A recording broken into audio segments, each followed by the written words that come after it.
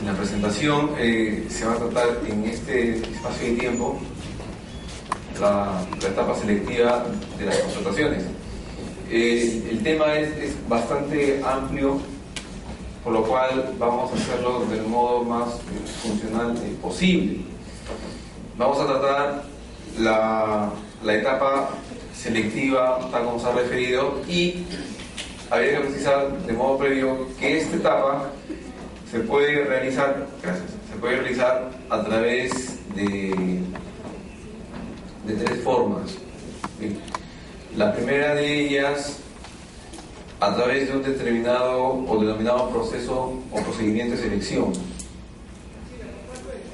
Estos procedimientos teniendo las formas de una licitación pública, concurso público, adjudicación directa o adjudicación de menor cuantía. Luego, la otra forma es a través de las contrataciones directas. ¿Claro?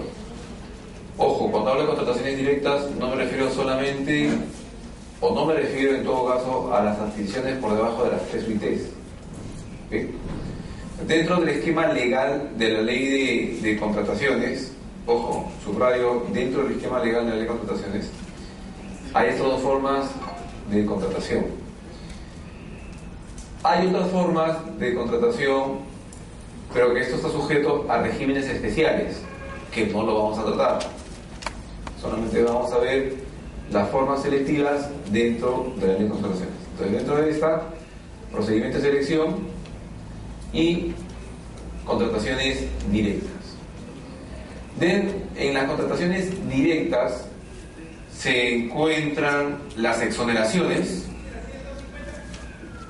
porque el artículo 135 del reglamento señala que se hace a través de acciones directas con un solo proveedor, y se encuentra también la forma de convenio marco, que tiene su regulación, su reglamentación y está en plena vigencia, ¿no? El tema del convenio marco para compra de pasajes y el tema del convenio marco para útiles de escritorio. Entonces, esas son las dos formas a modo didáctico que tiene la ley de contrataciones para poder contratar: proceso de selección y contrataciones directas. ¿Qué vamos a tratar en esta oportunidad? Vamos a tratar los procesos de selección bajo lo que vamos a denominar el procedimiento administrativo, y una de las formas de contratación directa, que es el convenio marco. La otra forma de contratación directa, que son las exoneraciones, no se va a tratar. ¿Claro? Entonces, de acuerdo a lo que se ha organizado en la temática asignada. ¿Sí? Entonces, dentro de la lógica de los procesos de selección se encuentran, como habíamos indicado, la licitación pública, el concurso público, la adjudicación directa y la adjudicación de menor cuantía. ¿Sí? Estos procesos de selección se determinan sobre la base del objeto del proceso y el valor referencial. Sobre esto, unas atingencias bastante breves. ¿Cuáles son los objetos posibles de selección? Bienes, servicios y obras. ¿Está claro? Y valor referencial, ¿que dónde se encuentra comprendido? Se encuentra comprendido dentro del estudio de las posibilidades que ofrece el mercado para los casos de bienes y servicios, y para los casos de obras, ¿dónde se encuentra consignado el valor referencial? En el expediente técnico. ¿Claro? Sí. Entonces, ese es a grosso modo. Hay algunas sutilezas, algunas pequeñas particularidades, pero a grosso modo es eso: valor referencial en bienes y servicios en el estudio de posibilidades, y valor referencial en el caso de obras en el expediente técnico. El valor referencial es tan solo una cifra nominal, expresada fundamentalmente y normalmente en nuevos soles. Y el proceso de selección, bien, servicio u obra. ¿Okay? Hay ocasiones en las que existen dudas si el objeto de la prestación o el objeto del proceso de selección es un bien o un servicio. En esos casos, ¿qué se aplica?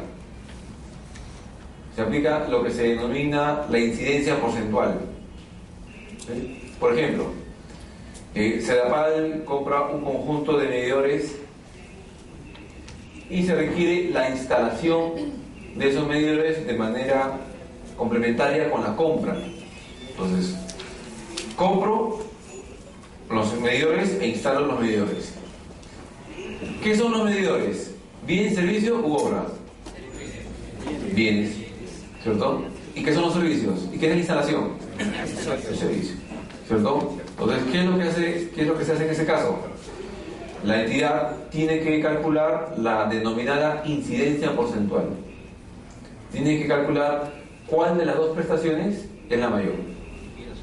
Y en función de cuál sea la mayor, la prestación mayor determina las reglas del proceso. Entonces, imaginen ustedes que la mayor incidencia recaiga en los bienes, en los medidores. ¿Se aplicarán las reglas de qué? ¿De bienes o servicios? Bienes. De bienes.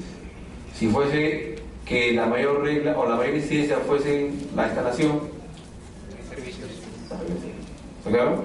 Pues eso es lo que establece el artículo 19 del reglamento, en cuyo extremo no se ha modificado.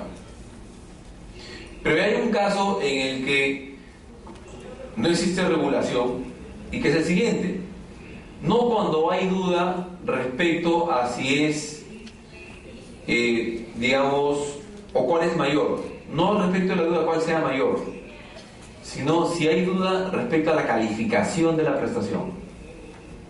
Ejemplo: si yo digo medidor, ¿qué es? Bien, ¿no es cierto? No hay ninguna duda que es un bien.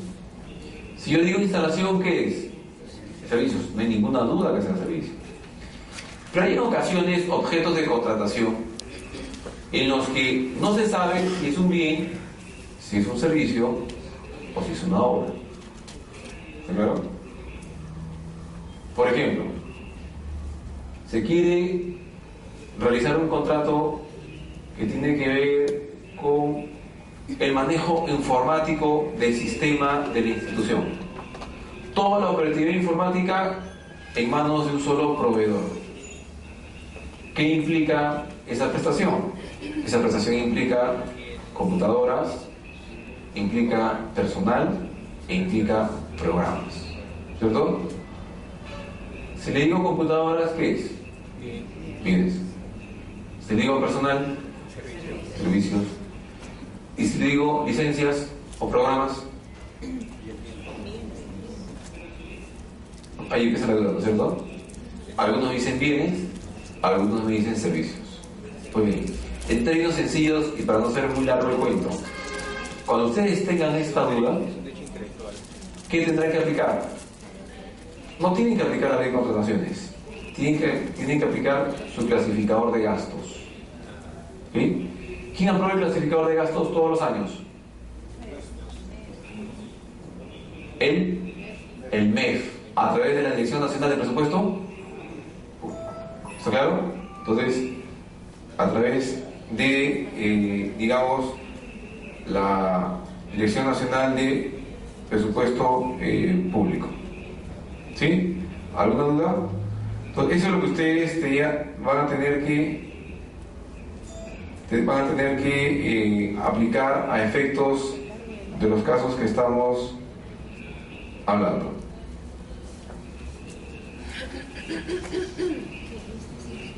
¿Por qué van a aplicar el clasificador de gastos? Por un tema muy sencillo. Porque el clasificador de gastos les estima ¿qué cosa? Les estima las cadenas funcionales programáticas para el desembolso o para la ejecución presupuestal. ¿Y qué es un contrato? Es una forma de ejecución presupuestal, ¿cierto? Entonces, en buena cuenta, para el manejo presupuestal y la ejecución respectiva, hay que someterse a las directivas del caso. ¿Está claro? Lo mismo, señores, van a encontrar en otros supuestos en los que no tanto existe duda, sino que a veces la duda es creada. Por ejemplo, le digo, compra de uniformes. ¿Qué es? Pero si le digo diseño, confección y entrega de uniformes, Ok, muy bien. A fin de cuentas, ¿qué cosa es? Uniforme, ¿no es cierto? Pues bien, cuando se trata de la compra o cuando se trata de la contratación de uniformes para el personal, eso siempre, bajo la forma que sea, son bienes. ¿Claro? ¿Sí? Entonces, en buena cuenta, cuando haya duda o alguien cree la duda respecto del objeto de la prestación, ¿a dónde van a acudir? Al clasificador de gasto. ¿Por qué hago relevancia o por qué, digamos, les indico lo que estamos diciendo? Por algo muy sencillo. Porque tomen ustedes en cuenta que si ustedes convocan un proceso de selección, por decir, una licitación, cuando corresponde a un concurso, o al revés, convocan un concurso, cuando corresponde a una licitación, ¿qué es lo que determina el artículo 56 de la ley? La nulidad del proceso. ¿Está claro? Entonces, buena cuenta, ustedes tienen que estar seguros de cuál es el objeto que van a aplicarle al proceso del caso. ¿Sí? Entonces, en buena cuenta, la licitación pública para bienes y obras, el concurso público para servicios y la adjudicación directa en menor cantidad para bienes, servicios y obras. ¿Ok? La otra atingencia sobre el particular es la siguiente. El proceso de selección según relación de ítems. ¿Sí? En buena cuenta, señores, todo proceso de selección,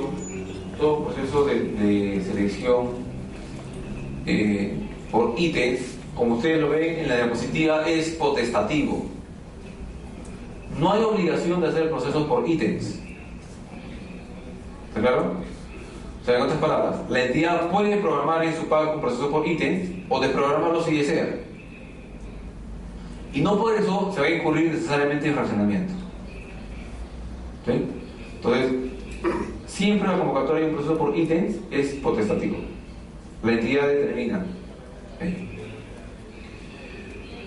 ¿Qué es un proceso por ítems? Es un proceso en el cual se convocan varias prestaciones vinculadas entre sí. Varias prestaciones diferentes pero vinculadas entre sí. Por ejemplo, aquí tienen la compra de, por decir, del ibuprofeno con la compra de amoxicilina. ¿Qué tiene en común el ibuprofeno con la amoxicilina? ¿Qué son? Medicamentos. ¿Cierto? Uno para un determinado uso y el otro para otro determinado uso. ¿Pero son medicamentos diferentes? Sí. ¿Qué tienen en común? Que son medicamentos. ¿Pero son iguales? No. Entonces la entidad tiene la libertad o de agruparlo o de separarlo. ¿Verdad? De agruparlo o de separarlo. Pero ojo, esta agrupación y desagrupación de los procesos por ítems va de la mano con qué, o mejor dicho, no debe eludir qué, no debe eludir la necesidad anual. ¿Me explico? Pueden juntar ustedes en un proceso por ítems ibuprofeno y amoxicilina, siempre y cuando, y así como ustedes pueden juntar, lo pueden desagrupar, pero siempre y cuando la necesidad anual la necesidad del ibuprofeno y la necesidad de la amoxicilina refleje la necesidad anual. ¿Está claro? Porque al contrario estaría incurriendo en fraccionamiento. ¿Sí? Cada ítem constituye un proceso menor dentro del proceso principal y el valor de cada ítem debe ser mayor a 3 UITs. ¿Sí? Cada ítem debe ser mayor a 3 UITs. Cuando ustedes tengan un proceso por ítems donde se integren compras menores a 3 UITs, esas se excluyen del expediente de contratación. ¿Seguro? Entonces, ahí fíjense en ese punto. Ahora, no necesariamente, ojo señores, la compra o la contratación de objetos diferentes pero vinculados va a determinar un proceso por ítems. ¿Claro? Por decir, yo necesito abastecer de combustible mis unidades desconcentradas, por decir, de Cañete y Mala. ¿Está claro? ¿Cuánto cuesta el abastecimiento de combustible a Cañete? 8.000 soles. ¿Cuánto cuesta el abastecimiento de combustible a mi unidad de concentrada de Mala? 6.000 soles, ¿cierto? ¿Qué tienen en común? Que están por debajo de las 3 UITs, ¿cierto? Entonces, no necesariamente, como digo, prestaciones diferentes, combustible para Cañete, combustible para Mala, me determinan procesos por ítems. ¿Está claro? Porque puede ocurrir que la contratación no sea por ítem, sino que sea por paquete.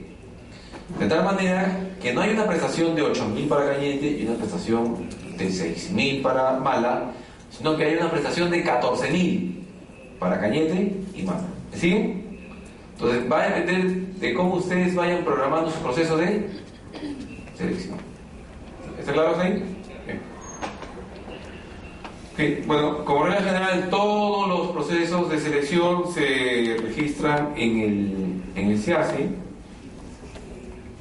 Las entidades, cuando cuelgan la información en el SIACE, ese sistema lo que hace es identificar qué procesos se encuentran bajo la cobertura de los procesos, bajo cobertura de los TLCs.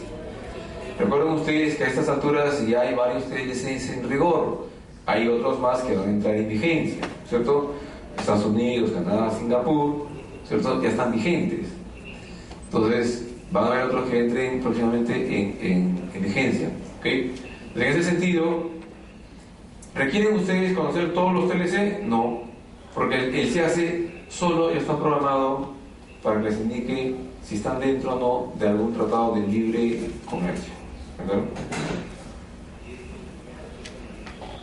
La convocatoria, tienen ustedes la indicación que se publica en el día de la convocatoria en las bases administrativas y la necesidad del resumen ejecutivo del estudio de posibilidades que ofrece el mercado, de manera obligatoria para las licitaciones, concursos y adjudicaciones directas. Se sigue manteniendo el precepto según el cual, si no se publica ese resumen ejecutivo, se incurre en nulidad. ¿Está claro?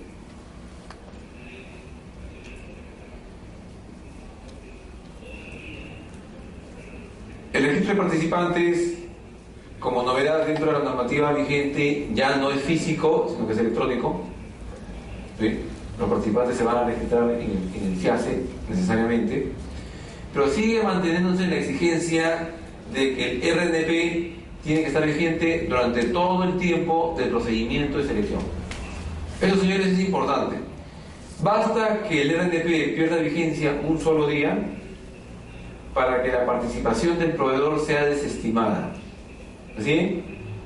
Basta que el RNP de un proveedor pierda vigencia un solo día durante su participación en el procedimiento de selección para que esa participación quede desestimada en automático.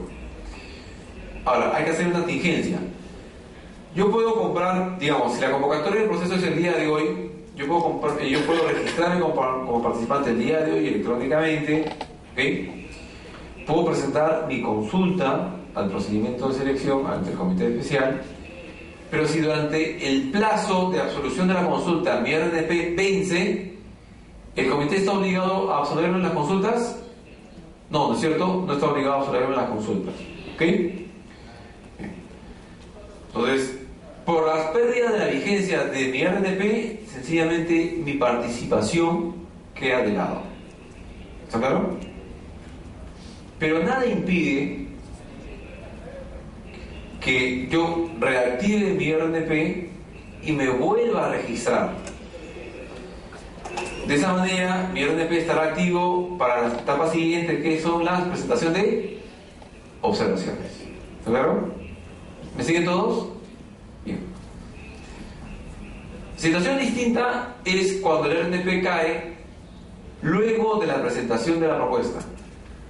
Entonces acá la pregunta es sencilla. ¿Cuántas veces un postor puede presentar una propuesta?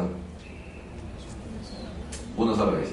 De tal manera que si el RNP vence luego de presentada la propuesta, ¿puedo volver a ser postor? Ya no. ¿Se dan cuenta de la diferencia del caso cuando no hay todavía la presentación de propuesta? ¿Está claro? Si mi RNP vence como proveedor, o sea, vale decir, antes que yo presente la propuesta, yo puedo reanudar mi capacidad o mi calidad de participante si me vuelvo a registrar. ¿Me siguen? Pero si mi RNP cae cuando la propuesta está presentada, ya no puedo reactivarla. ¿Está claro? ¿Sí? Entonces tengan en cuenta esas contingencias.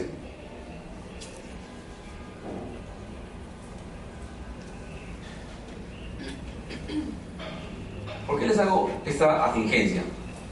Por lo siguiente, ¿quiénes de ustedes trabajan en entidades públicas? Levanten la mano. ¿Todos trabajan en entidades públicas? ¿Sí? Bien, entonces, con mayor razón. Por algo muy sencillo.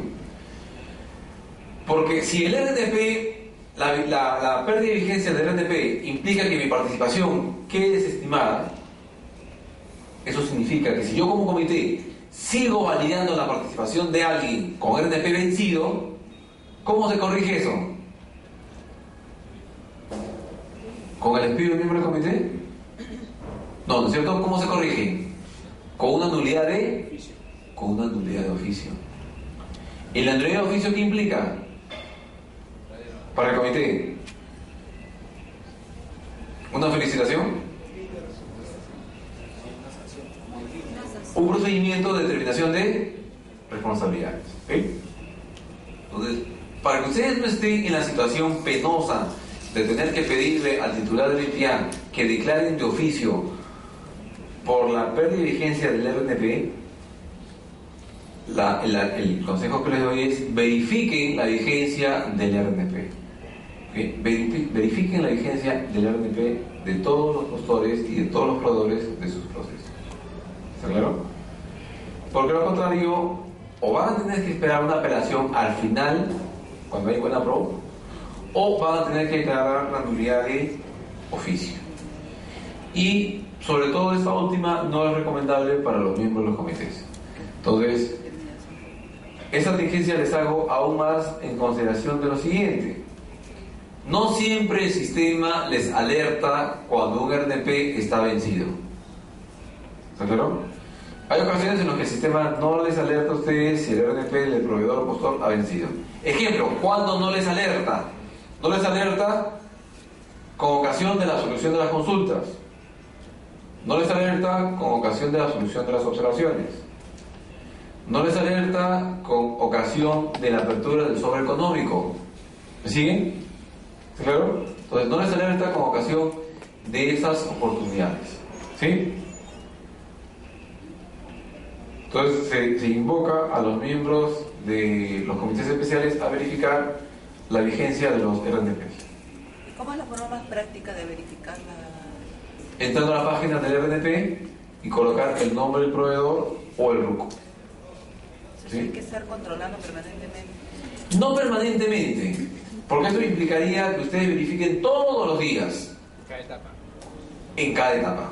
Con ocasión de la culminación de cada etapa. O sea, por decir, cuando ustedes vayan, cuando venga un proveedor, cuando un proveedor se registre, ¿cierto? El sistema en automático le va a decir si está o no está vigente su RNP. Ahí no se preocupa. ¿Cuándo ustedes se van a dar cuenta si el RNP está vigente? Con la presentación de la propuesta y la apertura del sobre, ¿cierto? Ahí va a decir, claro, o sea, estamos 26 de septiembre, hoy dice el acto público, lo abre y se fija, ah ya, dice 28 de septiembre, ¿está vigente o no? Está vigente, pasa, ¿cierto? Si dijese 25 de septiembre, chao, es más fácil. ¿En qué otra oportunidad el sistema les alerta? Les va a alertar con ocasión, ¿cierto?, del registro de la buena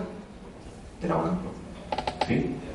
Y también les va a alertar con ocasión del consentimiento, pero con ocasión de la firma del contrato. ¿Está claro? Entonces ahí tienen ustedes convocatoria, presentación de propuesta, consentimiento de la buena pro y firma de contrato. En esos 4 momentos ustedes tienen todas las posibilidades de fijarse si el RNP está vigente o no, o porque el sistema les alerta o porque ustedes lo verifican con ocasión del acto. Pero hay un conjunto de actos donde no se puede verificar de acuerdo al sistema, que está simplemente librado a la diligencia de los miembros de los comités. ¿Cuáles? Absolución de consultas, absolución de observaciones y apertura de sobre económico. ¿Está claro? Entonces ahí tienen 3 actos en los cuales ustedes deberán verificar esos aspectos. ¿Sí? Doctor, sí. Si yo como participante o como postor sé que mi RNP va a caducar en 10, 15 días, ¿puedo anticipadamente renovarlo o ya no puedo renovarlo? A ver, dentro de los últimos 30 días al vencimiento del RNP lo puedes renovar. Ahora, la pregunta sería, ¿no es cierto? ¿Y tengo que alcanzarle a la entidad mi renovación? Si la presentación del RNP en la propuesta no va a estar vigente hasta el final, ¿no es cierto? O sea, digamos, estamos 26 de septiembre. ¿Está claro? El RNP vence el 10 de octubre. ¿Estoy dentro de los 30 días? Sí, ¿no es cierto? Entonces, pero yo me presento hoy día. Yo me presento hoy día con mi RNP que vence ¿cuándo? El 10 de octubre. ¿Está claro? Pero el proceso no va a terminar el 10 de octubre. El proceso estará terminando más o menos por la 20ª de octubre. Entonces ahí viene el tema. ¿Cómo coberturo es el plazo, ¿no es cierto? Bien, no hay necesidad de que se presente ningún documento adicional. ¿Qué es lo que tendrá que hacer el comité el 10 de octubre? Tendrá que verificar.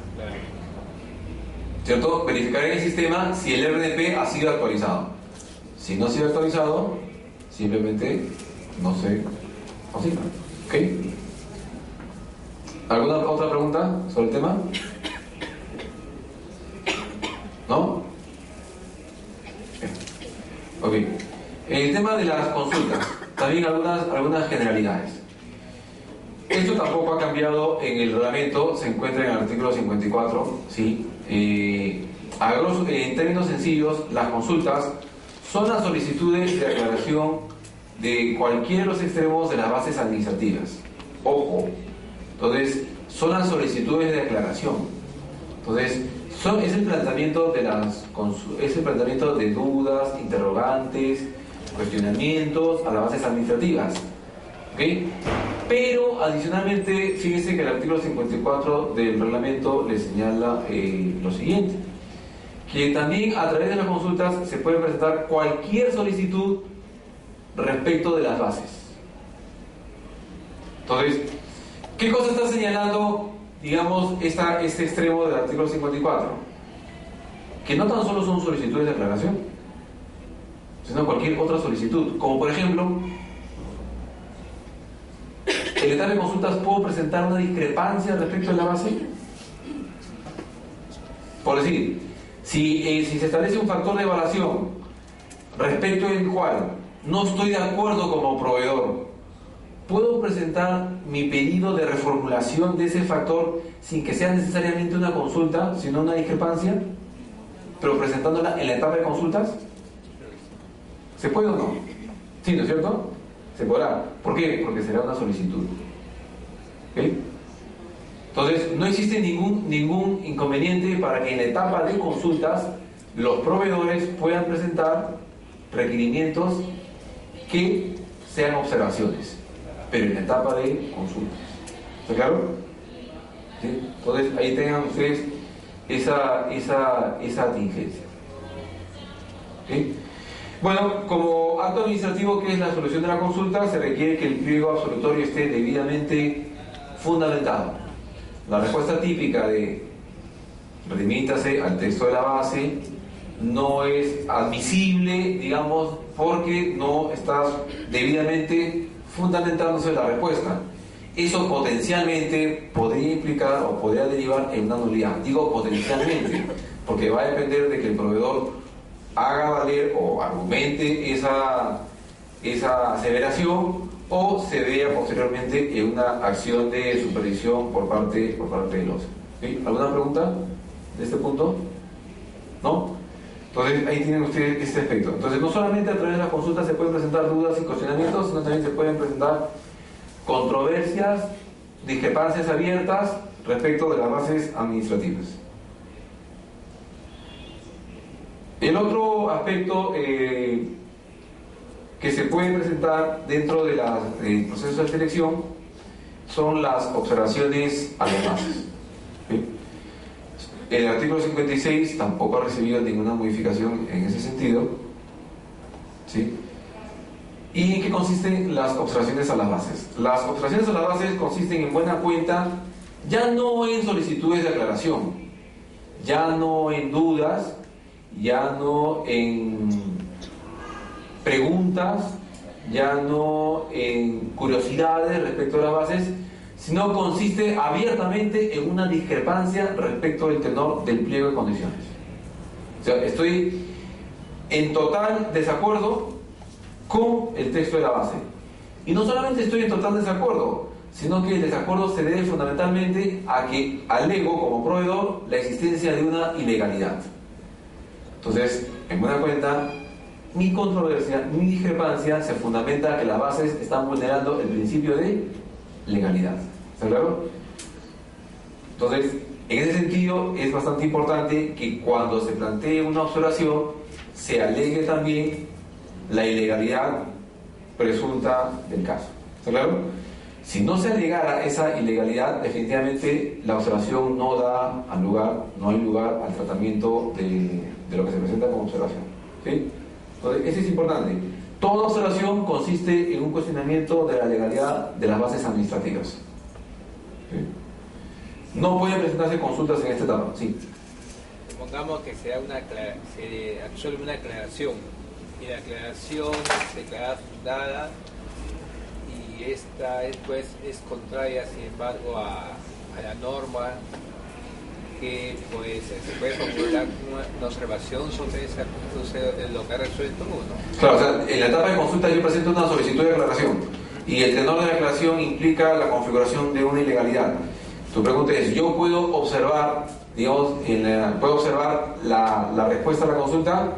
Sí, se puede observar la absolución de la consulta. Que aclarando, lo que hace es configurar de manera, digamos, meridiana la existencia de una ilegalidad. Sí, sí se podría observar. O sea, de hecho, un porcentaje no bajo de observaciones se deben a inadecuadas aclaraciones que eventualmente puedan implicar una ilegalidad en el tenor de las bases administrativas. ¿Sí? Sí, entonces ese aspecto también es importante. ¿Quién absuelve las observaciones?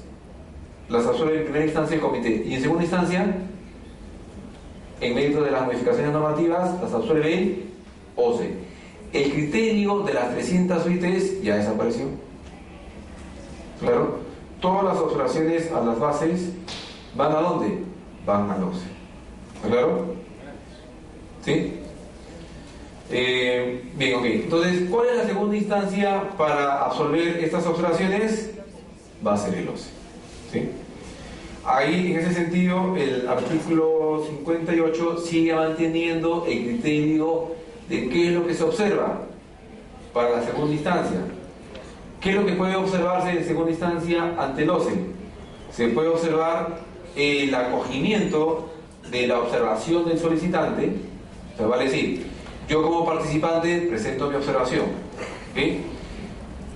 Ante ese planteamiento de la observación, el comité decide no acogerlo. Entonces, yo como participante respecto de mi observación no acogida, puedo acudir al OCE. Segundo supuesto, yo como participante planteo mi observación. Mi observación es acogida, pero entiendo que el acogimiento de mi observación es ilegal. Puedo ir a la segunda instancia. ¿Okay?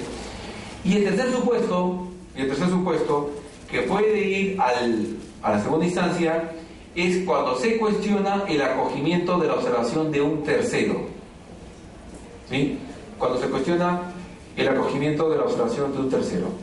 Vale decir, ¿sí? Yo soy participante y su compañero de aquí adelante también es participante en el procedimiento de selección. Su compañero presenta una observación. Respecto de ese rubro, yo estimo no presentarlo. ¿Qué es lo que ocurre? A su compañero, ¿cierto? A su compañero, el comité le acoge la observación. ¿Está claro? Es acogida la observación del tercero. Y el tercero, obviamente, como está acogida su observación, se queda tranquilo, está satisfecho, ¿cierto? En principio. Pero yo, que soy tercero en esta situación, no estoy de acuerdo. Puedo requerir al OCE que vea o analice esta observación. Entonces, ¿qué estoy cuestionando ahí? El acogimiento de la observación de un tercero. Entonces, en buena cuenta, si la observación es propia, puedo requerir al OCE si mi observación es acogida o no acogida. Pero respecto de una observación ajena, ¿qué tan solo se puede recurrir al OCE? ¿El acogimiento o el no acogimiento de la observación? El acogimiento. ¿Está claro? Entonces, en buena cuenta, sigue siendo un criterio de la norma que el no acogimiento de una observación de un tercero no va o no es posible de que siga el trámite de observación ante el OCE. ¿Está claro? ¿Sí? Entonces, eso sigue tal como estaba en el reglamento anterior. ¿Está claro? ¿Alguna duda sobre esto? Bueno, en ese sentido, han habido algunos cuestionamientos sobre el particular por lo siguiente. Porque si la observación se fundamenta en el análisis de legalidad de las bases administrativas, ¿por qué restringir en observación a segunda instancia el no acogimiento de la observación de un tercero? ¿Sí? Entonces, si supuestamente la observación tiene como propósito cautelar la legalidad, ¿por qué restringir la posibilidad de acudir a la segunda instancia en este sentido? ¿Claro? Es algo, bueno, sigue la norma, no se ha ampliado los supuestos, y es un supuesto que tendrá que verse en los procedimientos de selección respectivos. Eso podrá implicar en algún momento que, por no darse trámite a una observación, se tenga que, digamos, merituar o se tenga que merituarse en el procedimiento de selección una nulidad y que después deba ser declarada. Sí, potencialmente sí. ¿Por qué? Porque no se dio trámite a una elevación de observación por los supuestos contemplados en el artículo 58. ¿Está claro? Pues ahí vean ustedes ese aspecto también. Tienen acá los efectos de la elevación a las bases por parte del comité al OCE. Se suspende el procedimiento. Tiene que haber un informe respecto de las observaciones acogidas, no acogidas, y la revisión del informe técnico al OCE de manera respectiva. Con el pronunciamiento del OCE se da la culminación de la posibilidad de seguir controvertiendo o revisando las bases administrativas.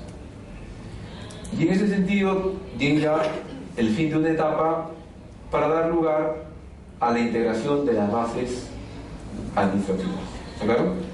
Entonces, las bases administrativas en términos conceptuales consisten en el manto de incuestionabilidad de este pliego de condiciones.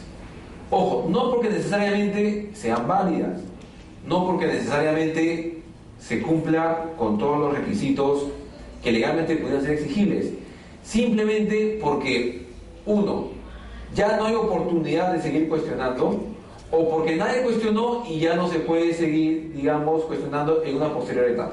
¿Está claro? Entonces debe haber un momento en el cual las bases tengan que ser definitivas. Y esas bases son definitivas a propósito de la integración. Si nadie consulta, nadie observa, se integrará en la fecha respectiva. Si se consulta y nadie observa, se va a integrar en la fecha programada. Pero si se consulta y se observa, ahí va a estar sujeto a si la observación va al OCE o no va al OCE. Entonces, dependiendo de esas variables, va a tener que modificarse la fecha de la integración. ¿Sí? ¿Alguna pregunta hasta acá? ¿No? ¿Todo claro? Sí. Doctor, en el caso de que se eleva a OCE, obviamente va a demandar un plazo. Ese plazo es de suspensión, sí. Lo convoca y comunica al comité especial a los demás postores o participantes.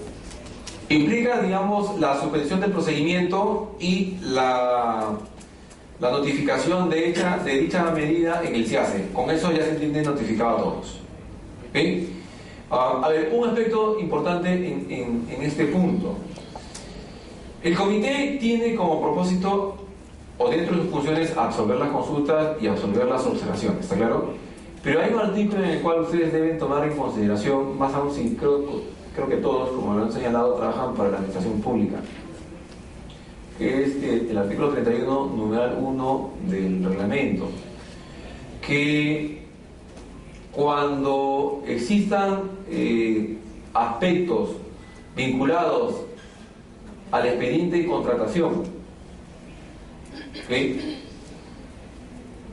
y sea en materia de las consultas, el comité especial tiene que derivarlo o al área usuaria o al órgano de contrataciones.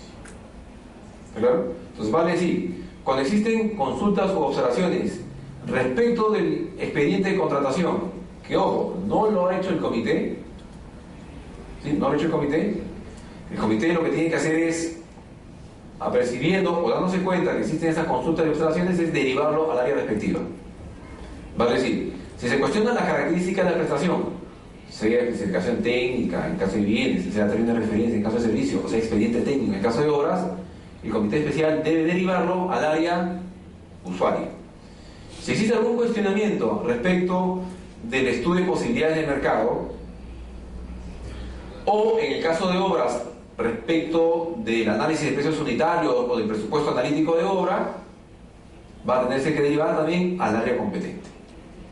Si bienes y servicios y se cuestiona componentes económicos, como por ejemplo el valor referencial, se trasladará al órgano de contrataciones.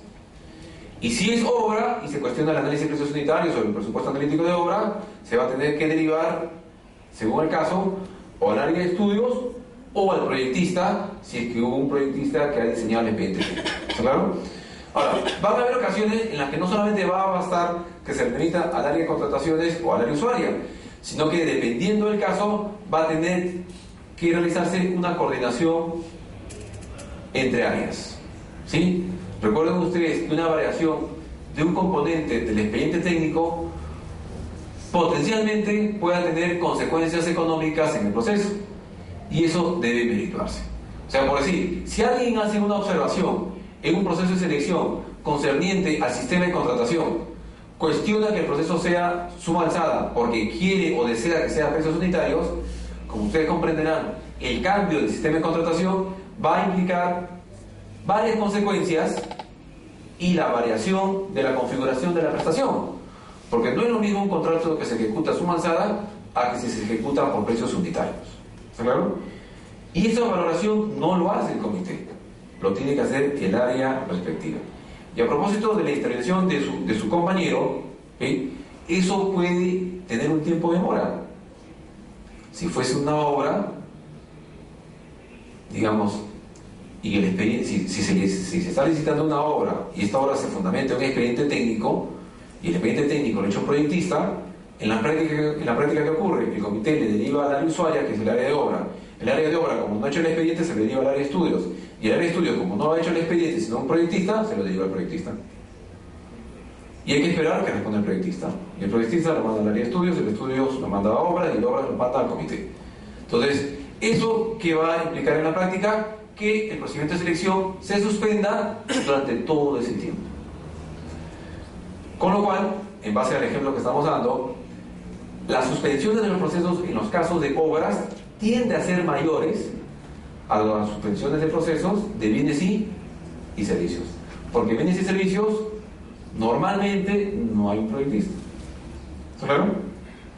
Entonces ahí tienen ese aspecto también. ¿Ok? ¿Alguna duda adicional de esto? ¿No? Bien, entonces redondeando un poco la idea. Entonces, respecto de qué puede absorber consultas y observaciones el comité,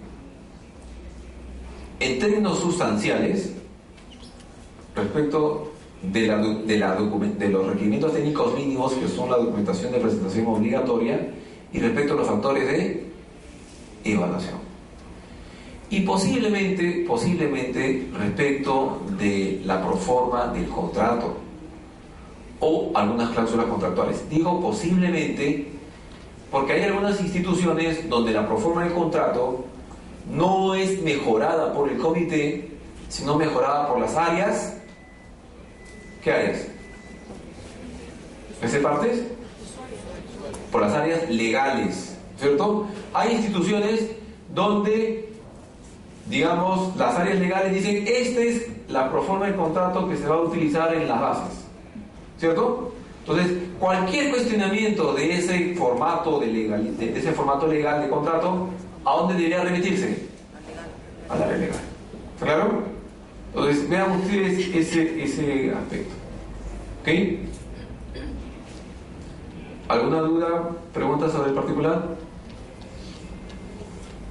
¿No? ¿Todo claro? Bien.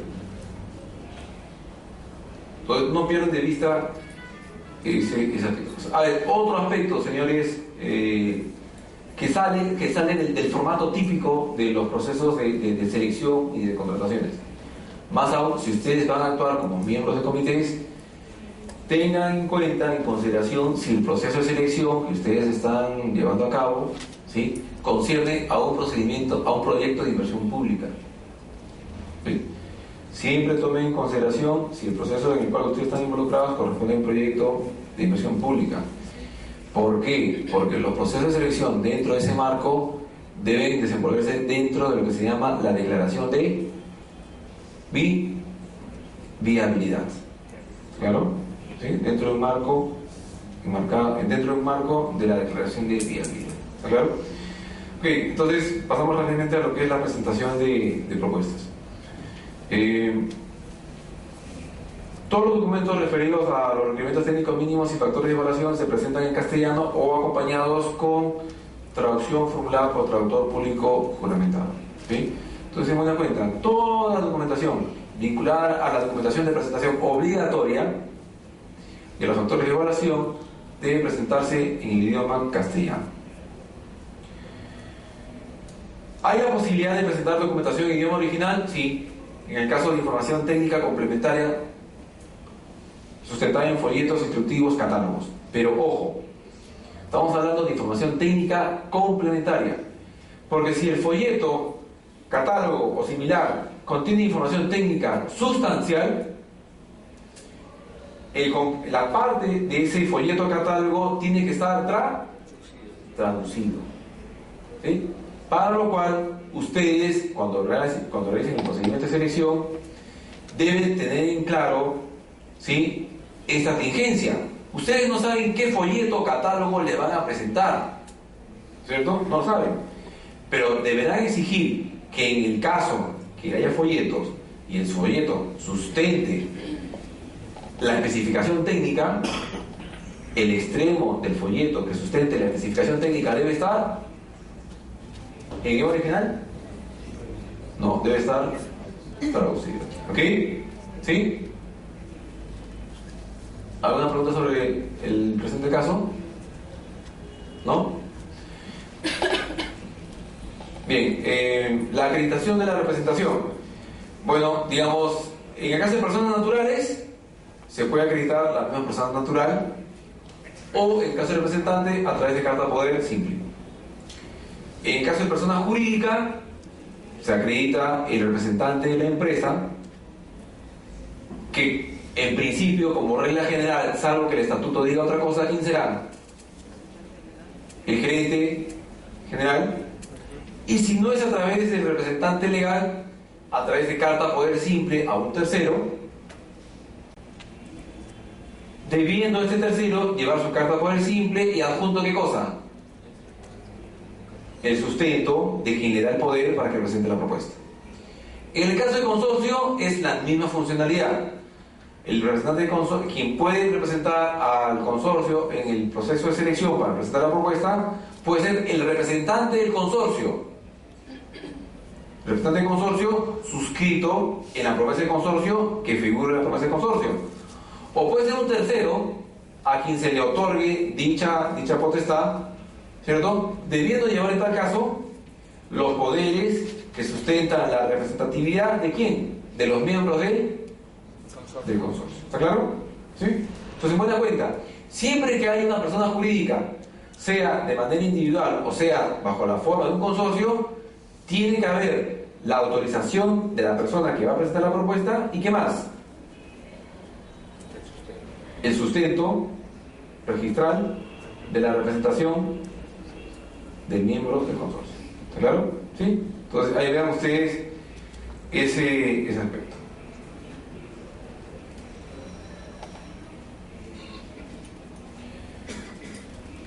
Ok, bueno, está el tema de la subsanación de propuestas, ¿sí? Y un tema bastante importante en el tema de elaboración y calificación es lo siguiente, ¿no es cierto? Siguen habiendo 3 etapas para la calificación y evaluación. Normalmente se entiende que son 2, evaluación técnica y evaluación económica, pero en verdad son 3. Lo que ocurre es que 2 de ellas están integradas en la evaluación técnica. Primero, la admisibilidad. ¿Está claro? Primero, la admisibilidad. En segundo lugar, la evaluación técnica. Y en tercer lugar, la evaluación económica. ¿Sí? ¿En qué consiste la admisibilidad? En la verificación que las propuestas cumplan con los requisitos de admisión. ¿Y cuáles son los requisitos de admisión? ¿Es la documentación de presentación facultativa? No, es la presentación de la documentación obligatoria. Entonces, requisito de admisibilidad es igual que documentación de presentación obligatoria. ¿Está claro? Entonces, ahí hagan ustedes esa analogía. ¿Sí? Si es que no se acredita todos los documentos requeridos para su presentación de manera obligatoria, la propuesta, ¿cómo se declara? Inadmisible. ¿Sí? Inadmisible, ¿no es cierto? Se declara como no admitida. ¿Está claro? Ahora, ¿qué puedo yo pedir? ¿Qué se puede pedir para la admisibilidad de la propuesta? Para la admisibilidad de la propuesta, señores, se puede pedir en buena cuenta lo siguiente: o documentos sustentatorios o declaraciones juradas. Ambas están permitidas. Yo puedo pedir la sustentación de una determinada especificación técnica o la sustentación de un determinado requerimiento de un determinado término de referencia con declaraciones juradas o documentación sustentatoria. ¿Está claro? Ahí vean ustedes ese aspecto. ¿Qué les aconsejo sobre el particular? Que para efectos de la acreditación de la admisibilidad soliciten ustedes, ¿qué cosa? Documentación sustentatoria, no declaración jurada. ¿Está claro? No declaración jurada. Por lo siguiente, porque ya hay una declaración jurada que acredita que lo que está presentando el postor está cumpliendo con lo que exige la base. ¿Qué requisito es ese? Es la declaración jurada del artículo. ¿Qué artículo? Hay una declaración jurada, ¿no es cierto?, donde señala el señor: no, declaro bajo juramento que no estoy en curso de causal de impedimento. Declaro que toda la documentación es veraz. Declaro que conozco, ¿no? Declaro que conozco, acepto y someto las bases administrativas, ¿no es cierto? Entonces, ¿ese en qué artículo está? En el artículo 42, ¿no es cierto? Entonces, ahí ustedes, en esa famosa declaración jurada del artículo 42, ya tienen, para la redundancia, una declaración en la cual el señor acredita cumplir con todo y de manera jurada. ¿Claro? Entonces, si sobre eso ustedes van a pedir otra declaración jurada, ¿está siendo adecuado o no? No, ¿no es cierto? ¿Qué es lo único que están haciendo? Se están llenando de declaraciones juradas. ¿Claro? Se están llenando de más documentos para lo mismo que sirve la declaración jurada indicada en el reglamento. Entonces, como consejo, para la admisibilidad de la propuesta, ustedes pidan documentación sustentatoria. Vale decir, digamos, término de referencia. Yo requiero, ¿no es cierto?, requiero el servicio de un contador titulado y colegiado. No pidan una declaración jurada de que el contador está titulado y colegiado. ¿Qué van a pedir? La copia del título. La copia del título, ¿no es cierto? La copia del título expedido por la universidad y eventualmente la acreditación de colegiatura. ¿Está claro? Lo mismo para el abogado, lo mismo para el ingeniero, lo mismo para todas las carreras que ustedes tengan a bien evaluar. ¿Está claro? ¿Sí? Entonces ahí vean ustedes ese aspecto. Por lo general, la documentación sustentatoria que sirve para admisibilidad concierne a la acreditación de especificaciones o términos de referencia. ¿Sí? Por lo general. ¿Claro? ¿Alguna pregunta de esto? ¿No? ¿Todo claro? ¿Todo este tema? Bien. Entonces, una vez verificados los requisitos de admisibilidad, puede que el señor cumpla o no cumpla. Si el señor no cumple, ¿cómo se declara la propuesta? De acuerdo a la modificación. Como no admitida. Antes, ¿qué decía la norma? La norma antes decía no presentada. Le han cambiado la denominación. No vamos a hablar de las implicancias que eso traía porque ya es una norma derogada. Pero, digamos, sí, un aspecto de congruencia bastante bueno en el cambio es que ya no se declara la propuesta como no presentada, sino como propuesta no admitida. De frente, no admitida. ¿Está claro? A veces había algunos pequeños problemas, digamos, por la nomenclatura que el reglamento anterior utilizaba. Porque había que, entonces si la propuesta se declara no presentada, ¿eso qué significa? Que existe una propuesta presentada. Pero como ustedes veían en el reglamento anterior, no había una denominación de propuesta presentada. ¿Qué denominación había? Propuesta admitida y propuesta calificada. No existía la denominación propuesta presentada. Pero bueno, todo eso ya quedó atrás. ¿Ok? Ya quedó atrás. Ya no va a haber problema por eso. Algunos problemas hubieron en algunos procesos. Algunos problemas de esos en procesos emblemáticos, como por ejemplo el tren eléctrico. ¿Ok? Tren eléctrico. Para la construcción del tramo que va de Atocongo aquí a Grau. ¿Ok? Entonces, pero ya, eso quedó de lado. Ahora de frente, si la propuesta no cumple los requisitos de admisión, ¿cómo se crea la propuesta? No admitida. Sin mayor cuestionamiento. ¿Ok?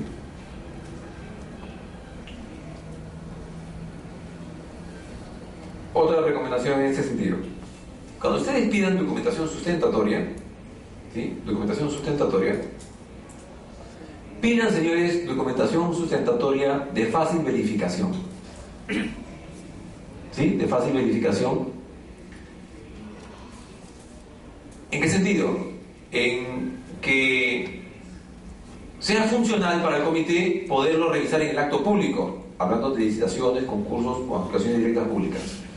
¿Por qué? Porque ustedes van a pedir documentación sustentatoria que van a tener que revisar en acto público y ver si está o no está cumpliéndose. Señores, su acto público se va a alargar y alargar y alargar. Hay actos públicos, señores, que duran a veces 6 horas y no es lo adecuado. El único que gana, ¿quién es?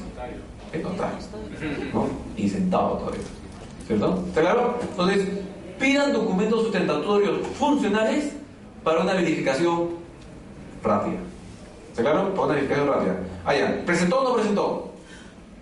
Con lo cual, el acto público es mucho más rápido y le pueden dedicar más tiempo ¿a qué? A la etapa siguiente, a la evaluación técnica. ¿Está claro? ¿Sí? Entonces, fíjense en ese aspecto. ¿Sí? Ok, entonces, como ya lo habíamos estado adelantando, la siguiente etapa es la evaluación técnica, que consiste en la asignación de puntaje mediante el cumplimiento de criterios de medición. ¿Sí? ¿Sí? La asignación de puntaje en función del cumplimiento de criterios de medición. ¿Sí? Entonces, acá hay que hacer una distinción. Una cosa es el factor de evaluación, ¿sí? Que de buena cuenta puede consistir el aspecto a evaluar. En otro extremo está el puntaje y en medio está el criterio. ¿El criterio cuál es? El criterio es en función del cual yo mido el puntaje que se le debe asignar al contratista, al postor, en mérito del factor que dice que cumple. Ejemplo, Factor de evaluación, experiencia en el servicio. ¿Está claro? Experiencia en el servicio. Entonces quiero ver qué tan versado es en aquello que estoy convocando. ¿Está claro? ¿Cuánto puntaje? Máximo 20 puntos. Bien, entonces tengo el factor y tengo el puntaje. ¿Pero qué falta? El criterio de medición. ¿Cómo te voy a otorgar la experiencia? A ver, si estamos hablando de experiencia personal. Ojo, no el postor, la experiencia personal. Te voy a otorgar la experiencia personal por los años de colegiatura, por la cantidad de contratos que me acreditas cumplir, ¿no es cierto? Por las horas de capacitación que has tenido. ¿Me sigue? Entonces, se tiene que establecer. ¿Está claro? Y obviamente eso va acompañado con un criterio de fácil determinación del puntaje que se trata. O sea, digamos, el factor de evaluación es experiencia. ¿En función de qué? A los años de colegiatura. Criterio de medición. A más años de colegiatura, más puntaje. ¿Cierto? Otra entidad que escogerá. No, para mí la experiencia no se debe medir en función de los años de colegiatura. Se debe medir en función a los contratos. Ya. Si no te puede traer un contrato del año 70, ya cumple. Para otra empresa será, para otra entidad será los contratos, pero en los últimos 5 años. Ok, entonces el contrato del año 70 no te va a servir, el contrato del año 80 no te va a servir, el contrato del año 2000 no te va a servir. ¿Te va a servir qué cosa? Los últimos contratos, los contratos de los últimos 5. ¿Está claro? ¿Sí? Entonces, vean, hay esa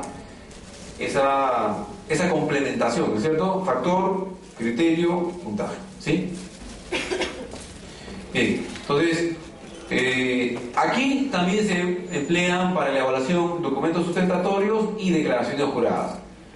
Acá, señores, es indistinto. ¿Sí? Es indistinto. Pueden utilizar o documentos sustentatorios o declaraciones juradas a libre elección. ¿Ok?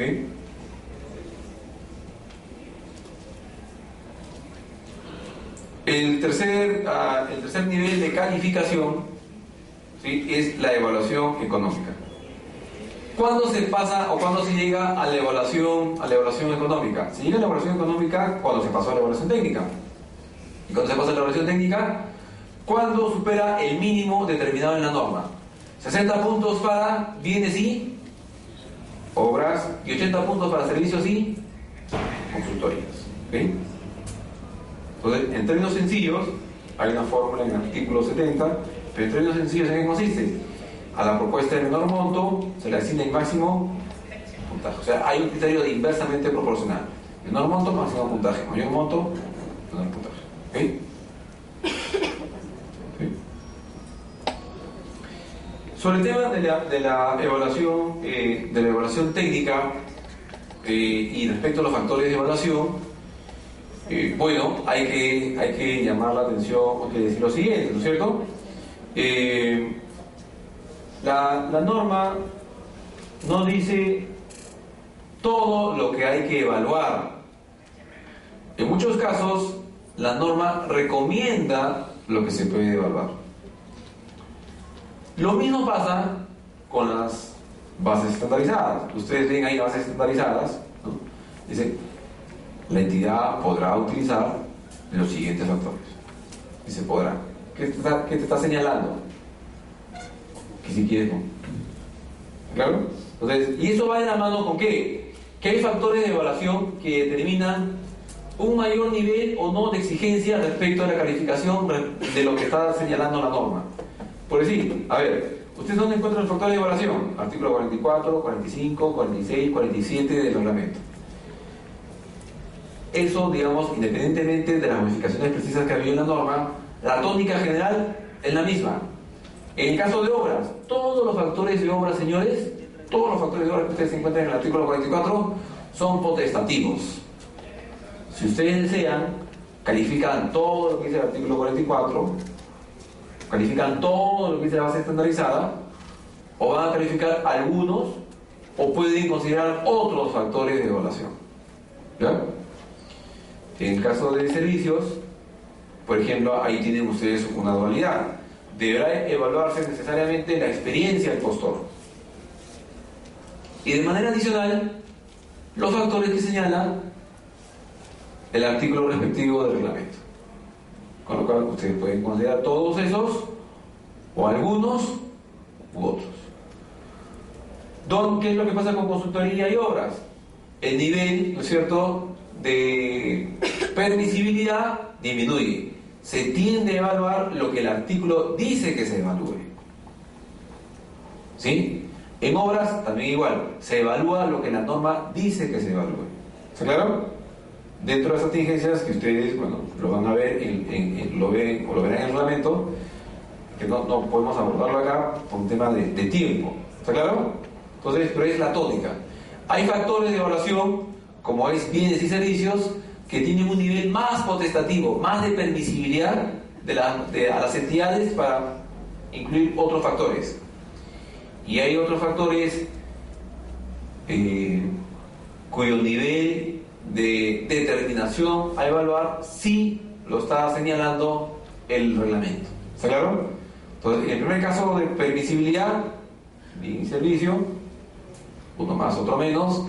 Y en el caso de lo taxativo del factor de evaluación en consultorías y ejecuciones de obra.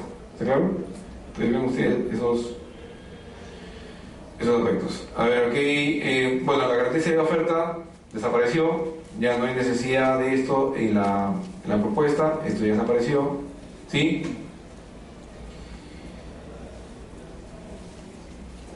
Y llega un momento en el cual, si la obra tiene, digamos, factor de evaluación, puntaje técnico, puntaje económico, se considera dentro del cuadro comparativo. ¿Sí? Se considera dentro del cuadro comparativo. No necesariamente la propuesta que ocupa el primer lugar va a ser la ganadora.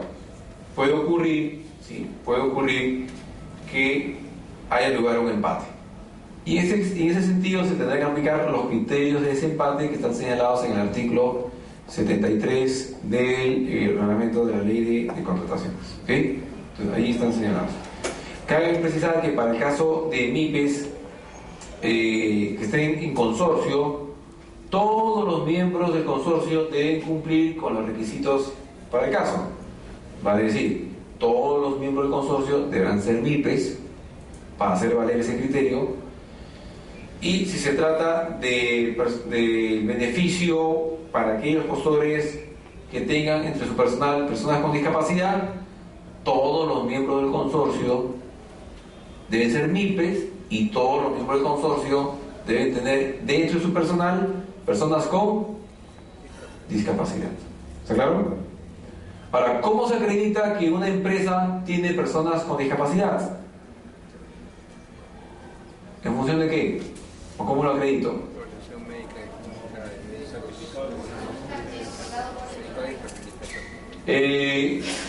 ya, digamos con la evaluación del CONADI, ¿no es cierto? Bueno, digamos, es más funcional con el registro de empresa promocional del Ministerio de Trabajo. ¿Por qué? Porque para la acreditación de ese registro, la empresa tenía que pasar por el CONADI. ¿Sí? ¿Ya? Entonces ahí tienen ustedes ese aspecto. Ustedes aplican los criterios de desempate, ¿sí? Aplican los criterios de desempate y hay que hacer una atingencia respecto de este punto que va con el hecho del otorgamiento de la buena pro. ¿Sí? Acá ven ustedes una regla especial para el otorgamiento de la buena pro en los supuestos de obras. ¿Sí? No se olviden de lo que dispone el artículo 70, el último literal, en lo que tiene que ver con el otorgamiento del beneficio de provincia colindante. ¿Claro? En Lima y Callao no se utiliza. ¿Sí? Lima y Callao no se utiliza. En Lima, la evaluación termina con alguien que ocupa el primer lugar en el cuadro de evaluación y que tiene el máximo puntaje de la evaluación técnico y económico. ¿Está claro? Ahí acá. Pero en provincia, la evaluación continúa para el caso de servicios y ejecuciones de obra dentro de los procesos de adjudicación indirectas selectivas y menores cuantías. ¿Okay? ¿Qué ocurre en esos supuestos? Que el proveedor, el postor, puede pedir el otorgamiento del 10% de puntaje adicional. ¿En función de qué? En función de que el cumplimiento de la prestación, vale decir, servicio u obra, se va a ejecutar dentro de la provincia, ¿sí? Dentro de la provincia del caso, que el postor tiene domicilio dentro de la provincia de ejecución o tiene domicilio en provincia colindante a la provincia de ejecución. ¿Sí? O sea, vale decir, si digamos estamos en Huancayo, digamos el otorgamiento del beneficio se va a dar en la medida que el proveedor pida la declaración jurada porque tiene domicilio en la provincia de Huancayo o porque tenga domicilio en la provincia del Tambo, que es colindante a Huancayo. ¿Sí? Entonces ahí tienen ustedes ese ejemplo. Ese beneficio se tiene que pedir, se tiene que solicitar, no se otorga de oficio. ¿Ya? Entonces, en provincia, en los casos de ADS y menor cuantía para servicios y obras, la evaluación continúa. En Lima culmina con el máximo puntaje.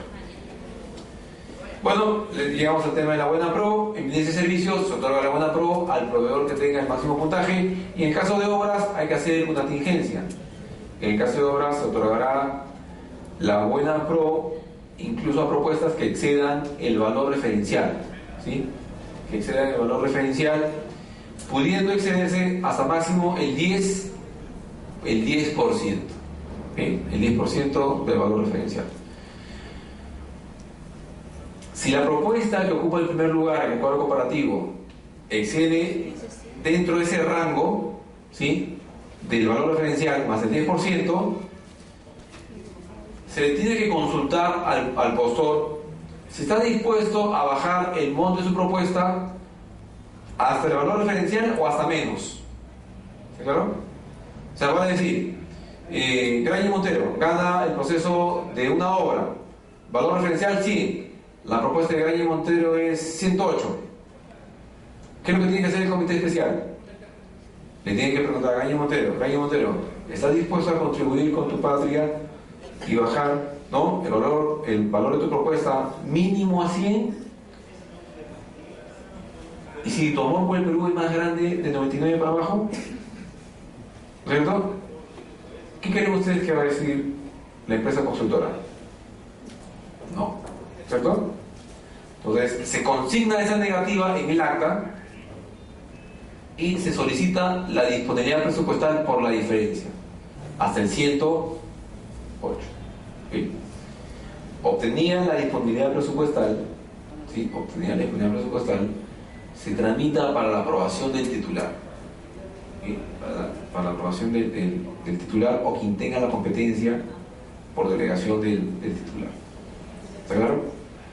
Y con eso se adjudicará la buena pro. Ojo, no es que el titular o quien tenga la delegación decida o no otorgarle la buena pro si hay disponibilidad.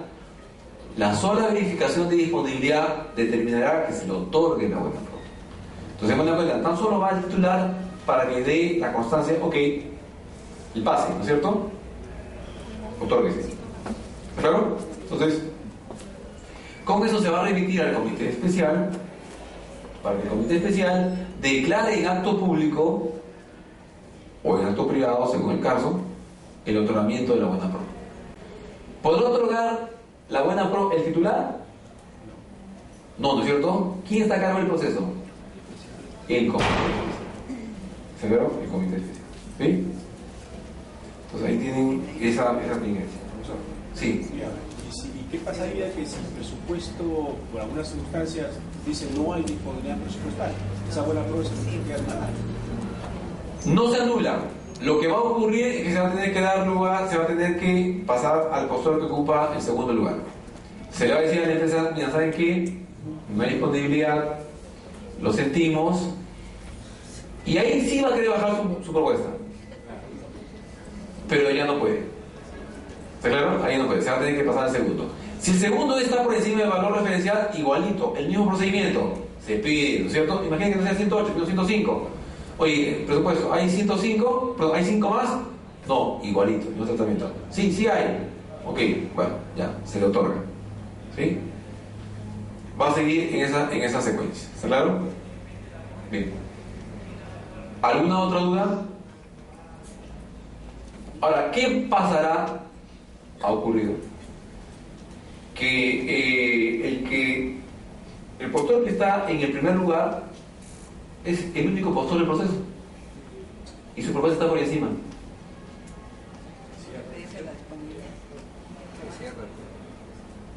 ¿Podrá el postor, cuando se le ha dicho que no hay presupuesto, bajar el monto de su propuesta y se le acepte? Imaginen ustedes que sea un contrato de 100 millones. Estamos en octubre. Son 100 millones para ejecución presupuestal. ¿No? ¿Se podrá o no? Son 100 millones para su porcentaje de ejecución, de meta, de logro de meta. Con eso llegan al 95.5%, 99.9% de ejecución presupuestal. Sin eso están en 20.5%. Dirán sí, dirán no. Y es el único postor. Se le invita a que baje primero. ¿Ah? Se le invita primero a que baje. ¿Cómo? Primero se le invita a que baje. Ya se le invitó y no aceptó. Claro, se le invitó, no aceptó, se verificó, no hay. Y él dice, Ya está. ahora sí quiero. Ya no, pues. Y es el único. ¿Se podrá o no? Ya no, porque ya se le dijo. Ahí, señores, digamos, es un caso en el límite, ¿no? Es un caso en el límite. Hay quienes dicen no, porque ya te pregunté, pues, ya fue. ¿Cierto? Ya fuiste, ¿no? Hay otros que dicen, mira, no, hay que aplicar los principios porque no hay otro proveedor, no hay otro postor. En consecuencia, digamos, ¿a quién se va a perjudicar?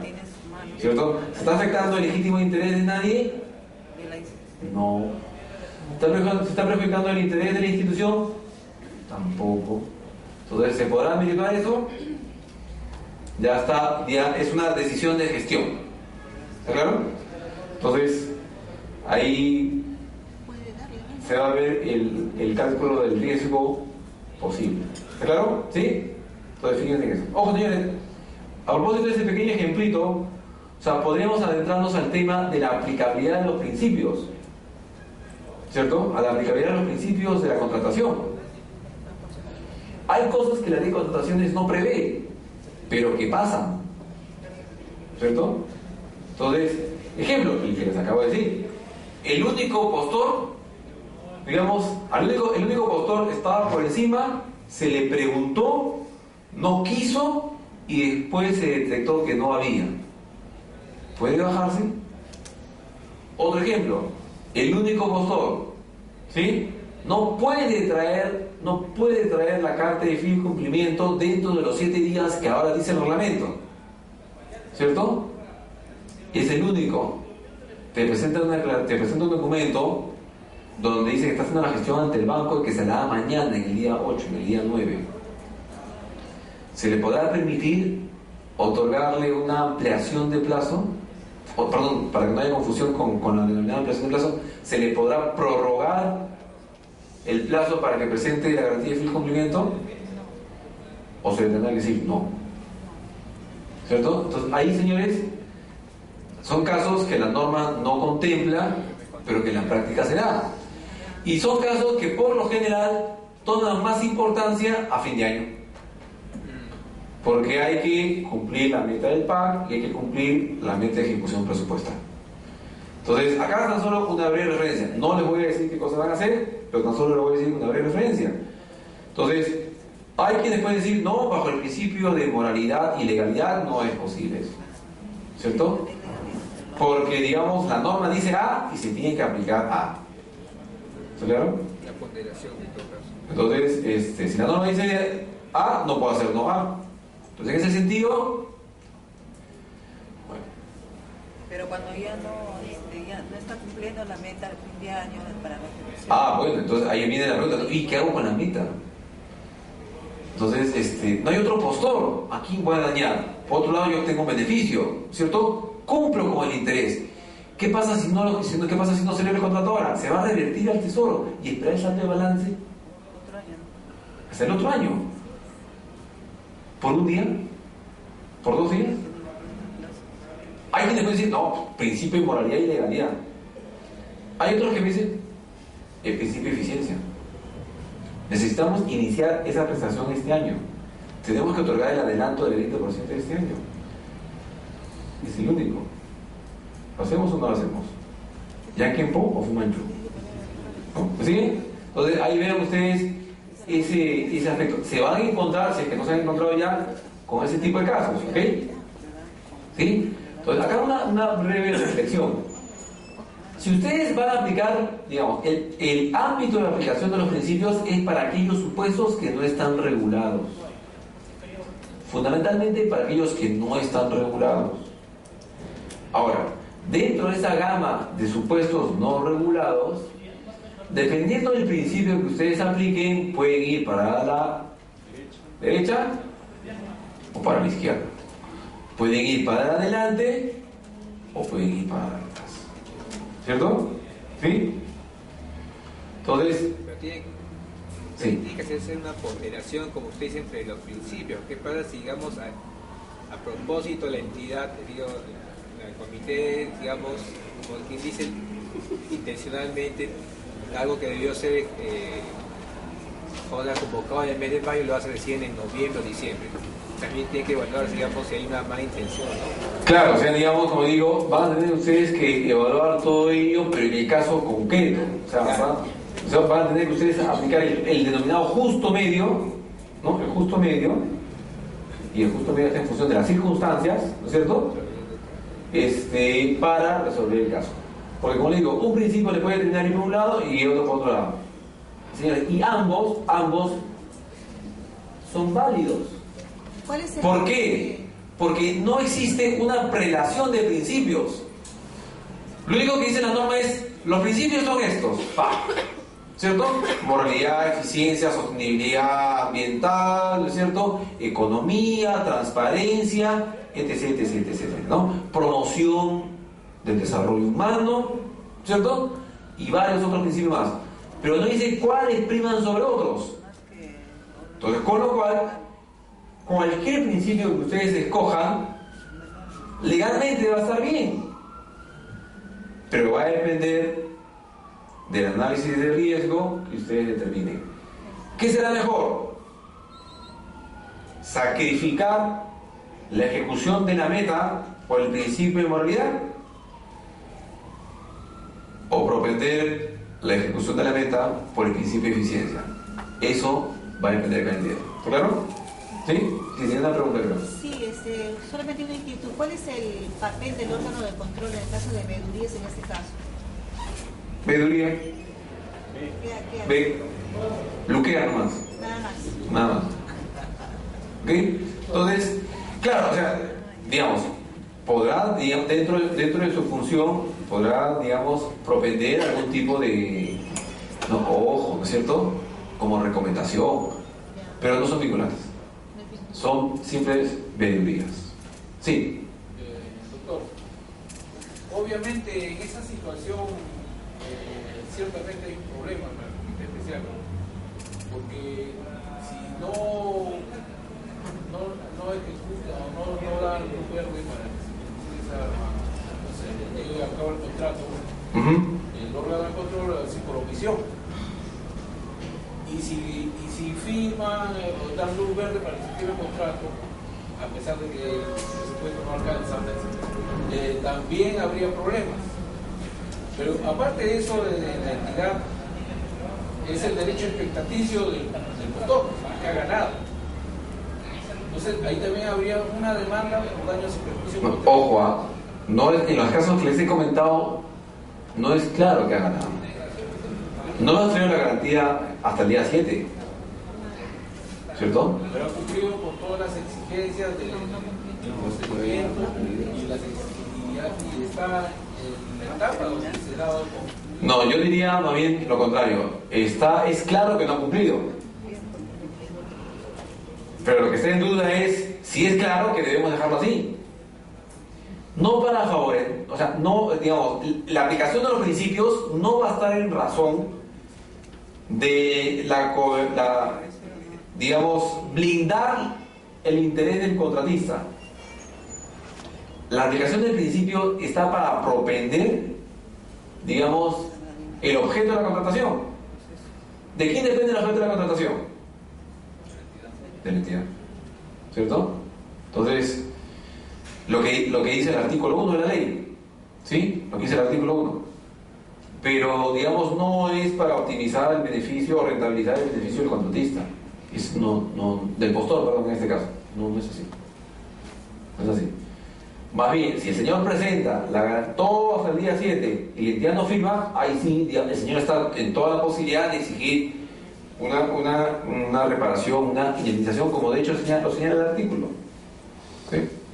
Pero doctor, disculpe, en el acto se supone se le da la buena pro, en el acto hay un notario que da fe de lo que está ocurriendo ahí. Yo pienso, personalmente, en mi opinión, de que sí, la entidad se expone a una demanda de daños y perjuicios, ¿no? Hay que analizar bien eso. Claro, ya lo van a analizar ustedes. Claro, entonces, sí. Ahora, ojo, también otro tema. El notario lo único que hace es dar fe pública. Solamente da fe pública. Pero, ojo, el notario no es el presidente del comité, ni menos el comité. Hay varios notarios ahí que dentro de su honorario parece que incorporan el cargo honorífico de miembro del comité y dirigen el proceso. No, es para dar fe pública del acto. ¿Sí? Entonces, digamos, eventualmente el presidente del comité, si ve que el notario está dando, digamos, una instrucción más allá de lo que el presidente le puede decir, no sé, así en voz bajita, ¿no? Al oído, ¿no? Oye, ¿no? Me estás quemando la película, ¿cierto? Entonces, el notario no dirige el proceso. El notario da fe del proceso que dirige el comité. A eso mismo me refería, que está dando fe. Y se levanta un acta. Claro, o sea, pero digamos, en el acta se considerarán todas las incidencias del proceso, ¿no? que correspondan. Entonces, es eso, ¿no? Entonces, como digo, a ver, ustedes se van a encontrar en casos que van a tener que decidir, ¿sí? Van a tener que decidir. Que la respuesta no la vamos a dar hoy día. La respuesta tampoco se la va a dar mañana. La respuesta tampoco se la va a dar el OCE. Son decisiones de gestión. ¿Sí? Son decisiones de gestión. ¿Claro? Entonces, vean ustedes ese punto bastante trascendente. ¿Claro?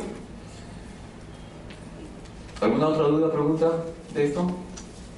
¿Y cómo que al final qué determina todo eso? El comité especial, específicamente para... Ya, la pregunta es interesante. O sea, digamos,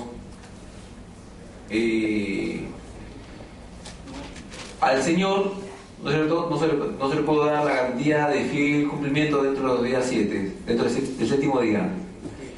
¿A quién le compete dar ese plazo? ¿Al área usuaria? ¿Al órgano de contrataciones? ¿Al comité? Y creo que al comité no, porque ya se consintió. ¿A quién le corresponde? ¿Al órgano de contrataciones? ¿Al área usuaria? ¿A la alta dirección? Definitivamente la norma no dice nada. ¿Cierto? La norma no dice nada. Lo que yo creía más bien fue un tema de prudencia. Fue un tema de prudencia que más bien se le consulta al área usuaria. ¿Cierto? Oye, área usuaria, por el caso no ha traído la garantía de fiel cumplimiento. ¿Necesita la prestación? ¿Necesita la prestación área usuaria o no? El área usuaria te dice, bueno, mira, si no ha cumplido la ley, no me interesa. Entonces, el área de contrataciones, ¿qué va a hacer? Señor, pero si el área usuaria dice, oye, pues claro, ¿no es cierto? Son 100 millones. ¿No? Tengo que entregar ahorita el adelanto el 3 de octubre, después del feriado. ¿Sí? ¿Qué va a hacer el órgano de contrataciones? Va a tener que tomar una decisión. ¿Está claro? ¿Sí? Entonces, igualito, el tema del comité, ¿no? Ya no hay presupuesto, quiere bajarse, ¿qué hace el comité? Área usuaria, ¿te va a servir? ¿Vas a requerir el servicio? Ojo, no está cumpliendo. ¿Lo vas a necesitar, sí o no? El área usuaria va a decir, oye, pues claro, estás loco, ¿cómo crees que voy a dejar de cumplir la meta por eso? Claro. O de repente el área te puede decir, no, hay que cumplir la ley. ¿Me siguen? Entonces, ¿por qué les recomiendo esto? Porque la ley de contrataciones, señores, es una normativa no para darle trabajo al comité, mejor dicho, sí le da trabajo al comité, pero es una normativa que está para el servicio de las áreas usuarias. ¿Está claro?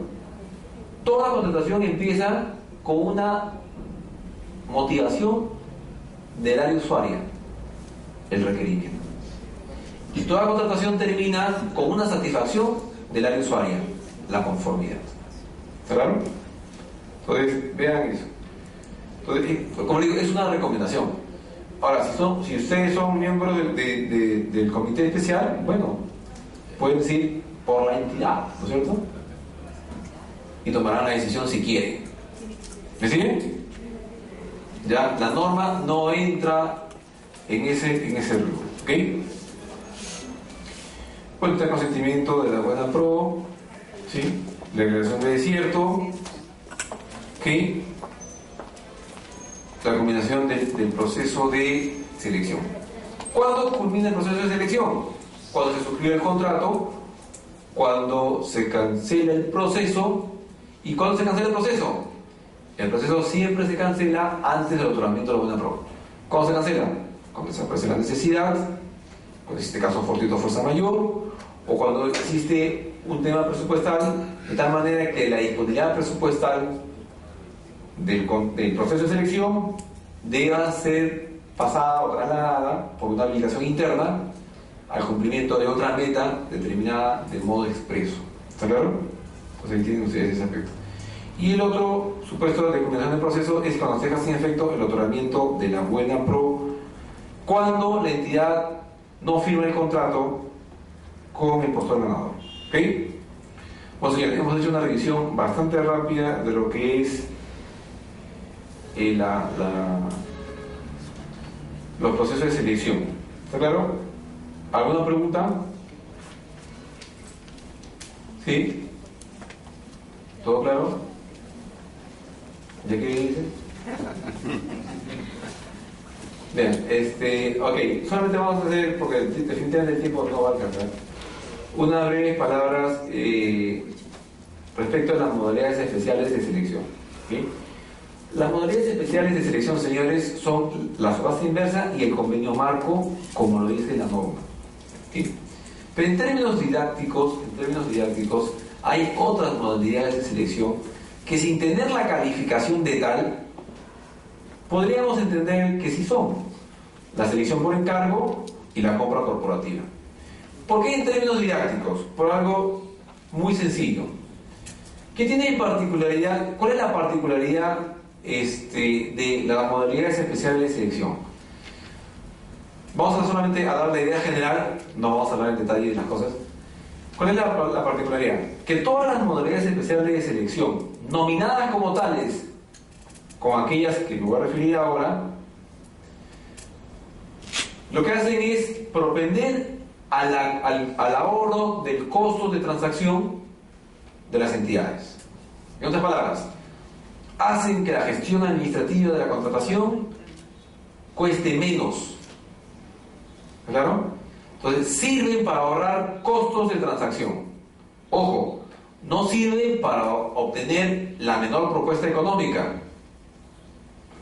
Sirve para proponer al costo de ahorro de transacción. ¿Qué es el costo? ¿Qué es el costo de transacción? Es todo aquello en lo que la entidad incurre, todo aquel costo económico en el cual la entidad incurre, previo a la celebración del. ¿Está claro? ¿Sí? O sea, un ejemplo, digamos. Yo tengo entendido que esto también es virtual, ¿no es cierto? O sea, se transmite a otro público, ¿sí? Entonces, hagamos de cuenta lo siguiente. Imagínense ustedes que ustedes son un público aquí en Lima y el otro público sea de Cusco, ¿cierto? Entonces, imagínense que no haya virtual, sino que tiene que ir el capacitador a Cusco. ¿En qué costo de transacción incurre la empresa a cargo de este evento? Tener que llevar el capacitador a Cusco. tener que pagar la estadía en Cusco, tener que pagar la comida en Cusco y tener que pagar la diversión en la Plaza de Armas de Cusco. ¿Está claro? ¿Sí? ¿Me siguen? Bien. Entonces, ¿está claro? Ahora imaginen cómo es que el evento sea virtual. ¿Se dan cuenta lo que se ahorra la empresa organizadora? Ya no hay pasaje, ya no hay estadía, ya no hay comida, ya no hay diversión. ¿Me siguen? Entonces, ¿se ahorra el costo de transacción? Sí. Ojo, no necesariamente va a haber un ahorro en el costo del servicio. Porque el capacitado puede decir, mira, ¿saben qué? Yo para ir a Cusco, pues no te voy a cobrar lo que te cobra Lima, pues porque tengo que salir de mi plaza, te voy a cobrar más. Entonces en ese caso el capacitado va a cobrar para ir a Cusco más de lo que cobraría el que está en Lima, ¿no es cierto? Entonces no hay un reflejo en el costo de la prestación, pero sí hay ahorro en el costo de transacción, ¿está claro? ¿Y esto cómo se traduce, ya para terminar, ¿no es cierto?, en las modalidades especiales, de la siguiente forma: subasta inversa. ¿En qué se manifiesta el ahorro del costo de transacción? En lo siguiente: en que la entidad ya no determina la especificación técnica, ¿cierto? ¿Quién lo hace? La OCE. En un proceso clásico, ¿quién hace la determinación de la especificación? La entidad. Hay un ahorro ahí, lógico, ¿no es cierto? Me ahorro tiempo, me ahorro horas hombre, me ahorro, digamos, todo lo que implica la gestión normal, ¿está claro? Entonces, en la subasta inversa no hay eso. Otro ahorro de costo de transacción, en el tiempo de duración del proceso. Si la entidad determina la especificación, en un proceso clásico, esa especificación ¿es perfectible o no es perfectible? Sí, ¿no es cierto? Entonces, en consecuencia, hay que dar oportunidad a las consultas y observaciones. En cambio, en la subasta inversa, ¿hay eso? No, porque está especificado. ¿Se dan cuenta? Okay. Ahora, otra modalidad especial de selección es la compra corporativa, ¿cierto? Digamos, la Municipalidad de Lima quiere comprar papel bond, ¿okay? Y la Municipalidad de Miraflores también. Entonces, ambas tienen la misma necesidad, una posibilidad, que ambas hagan su proceso, ambas tengan un contratista y ambas tengan precios diferentes, ¿cierto? ¿Sí? El requerimiento de la Municipalidad es de 10 de Lima, el requerimiento de la Municipalidad de Flores es 3, ¿cierto? Entonces va a haber contratistas que tengan contratos por 10 y otros por 3. ¿Qué pasa con la compra corporativa? Que se juntan los requerimientos. Claro, se juntan los requerimientos. Con lo cual, el monto de la propuesta ya no va a ser sobre 10 o 3, sino va a ser sobre 13. ¿Cierto? Entonces, ¿qué está ocurriendo ahí? Hay ahorro de costo de transacción en que en la gestión administrativa ya no son dos procesos para la misma necesidad, sino ¿cuántos? Uno. ¿Claro? Ahí tienen otro ejemplo. El otro ejemplo de modalidad especial de selección es la selección por encargo, ¿no? La norma dice que por razones de especialidad o economía, una entidad le puede encargar a otra, digamos, el desarrollo de un procedimiento de selección. ¿En qué se traduce el ahorro del costo de transacción? En lo siguiente: imaginen ustedes, por ejemplo, lo que ocurrió el año pasado: un gobierno regional nuevo, una administración nueva. Dentro de la política, dentro del plan de gobierno de la nueva gestión regional, está la construcción de un hospital o la rehabilitación de una carretera. Y nadie de la gestión, ¿cierto?, sabe el tema. Tendrían que empezar a aprender, tendrían que empezar a planificar, tendrían que empezar a diseñar. ¿Cuándo está la carretera? ¿Cuándo está el hospital? Termina el gobierno regional y no hay nada. ¿Perdón? ¿Cuál es la otra posibilidad? Convenio. Yo reconozco que no sé. Solo sé que nada sé. ¿Cierto? ¿Y qué hago? ¿Un convenio con quién? ¿Con quien sí sepa? ¿Quién ha tenido experiencia estos últimos años en lo que es construcción de instalaciones de salud? Tal entidad. ¿Quién en los últimos años ha tenido experiencia en lo que es manejo de proyectos viales o de saneamiento? Tal entidad. Entonces hago un convenio. ¿Me ahorro costo de transacción? Por supuesto. Me ahorro el tiempo de tener que aprender, el tiempo de tener que aplicar el ensayo-error y el tiempo de tener que ejecutar aquello que tengo programado. ¿No es cierto? Entonces, ahí tienen ustedes ese pequeño ejemplo. Y el otro supuesto en modalidad especial de selección, con el ahorro de costo de transacción, es el convenio marco. ¿Está claro? Ahí se manifiesta la máxima expresión del ahorro del costo de transacción. ¿Ok? Ya no tengo necesidad de establecer una especificación, ya la hizo el OCE. Ya no tengo necesidad de identificar al proveedor, ya lo hizo el OCE. Ya no tengo necesidad de verificar, de determinar monto, ya lo hizo el OCE, ¿cierto? Entonces ya no necesito de definir ni especificación, ni monto, ni proveedor. Ya está todo. Es un llave en mano, ¿cierto? Un llave en mano que ha hecho el OCE, ¿cierto? ¿Qué es lo único que tiene que hacer la entidad? Verificar que el requerimiento del usuario está dentro del convenio, telefonito, expediente de contratación chiquito y coloca la orden, ¿cierto?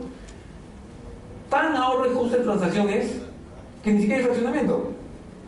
Ustedes pueden pasarse todo el año comprando pasajes aéreos a la aerolínea que ustedes quieran y no hay fraccionamiento. ¿Sí? Entonces ahí tienen ustedes ese esquema. ¿Está claro? Bien. ¿Alguna duda? ¿Pregunta? ¿Todo claro? ¿Todo correcto? ¿Todo corrupto? ¿Sí? ¿Ninguna duda? Sí. Bueno, hay dos convenios marcos al día de hoy, lo que es útiles de oficina y lo que es pasajes. Digamos lo siguiente. El convenio marco, señores, está definido en función de lo que el OCE determina que vaya al convenio marco. No lo define la entidad por si acaso. O sea, la entidad, ¿qué es lo que hace el OCE? Hace un estudio de mercado de qué prestaciones son recurrentes, ¿sí? Son recurrentes en las entidades. ¿Y qué es lo que hace el OCE? Una labor facilitadora.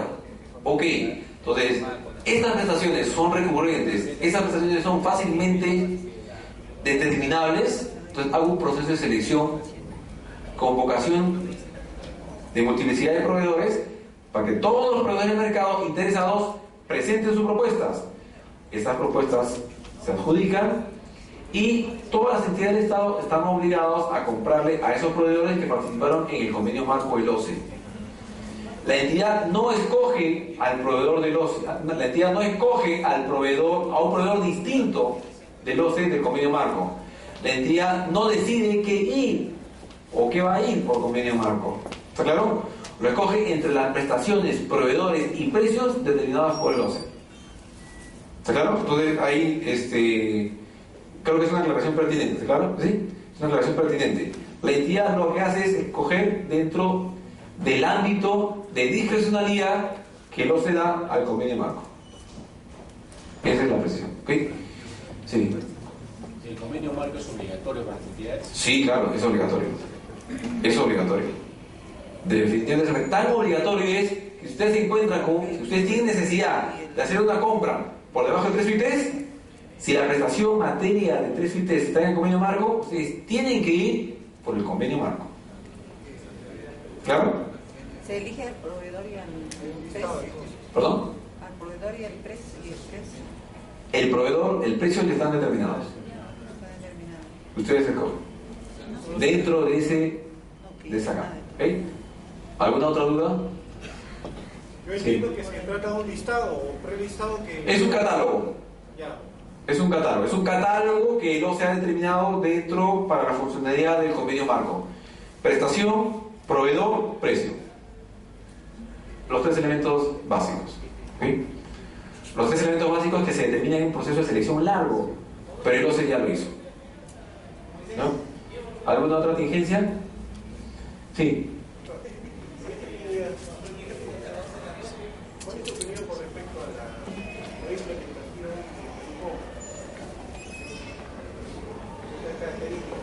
de Ya. ¿Por qué Percompras no existe?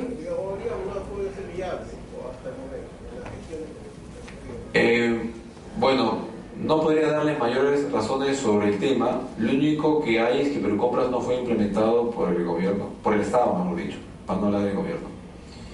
Existe en su norma, el decreto legislativo 18, pero no se ha implementado.